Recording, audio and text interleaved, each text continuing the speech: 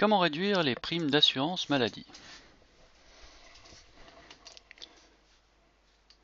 On commence par créer une subvention mensuelle de 80 francs pour les moins de 18 ans, 150 francs pour les 18 à 25 et 200 francs pour les plus de 25 ans, qui sera déduite de la prime et versée à l'assurance.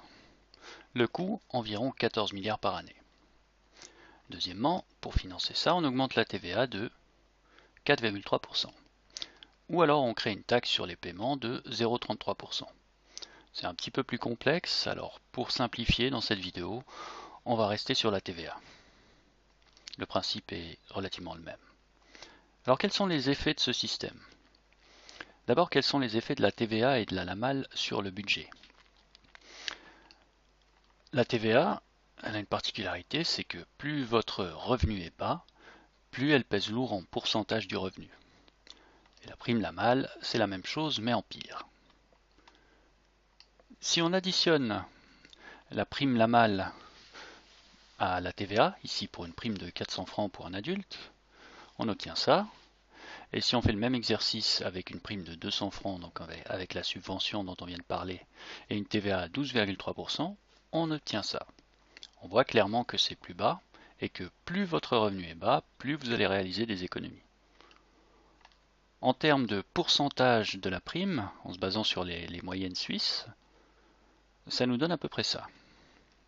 Donc quelqu'un qui aurait un salaire de 4000 francs à peu près, il aurait 27% environ d'économies, et quelqu'un qui gagnerait 14 000 francs paierait un petit peu plus cher. Regardons maintenant des cas particuliers, ce sera peut-être un petit peu plus parlant. Pour simplifier encore, on va considérer qu'il y a un taux unique de TVA de 8%.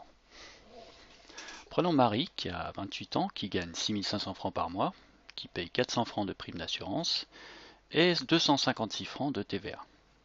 Avec le nouveau système, elle économiserait 62 francs 40 par mois, soit 15,6% de sa prime.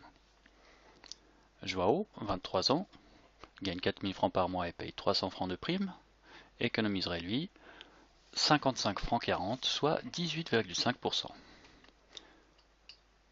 On continue avec Evelyne, 75 ans à la retraite, qui gagne un misérable 2600 francs par mois et qui paye 450 francs de prime.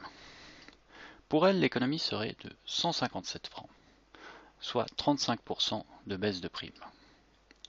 Frédéric et Martine, mariés avec 2 enfants, qui gagnent 8000 francs par mois et payent 1000 francs de prime d'assurance.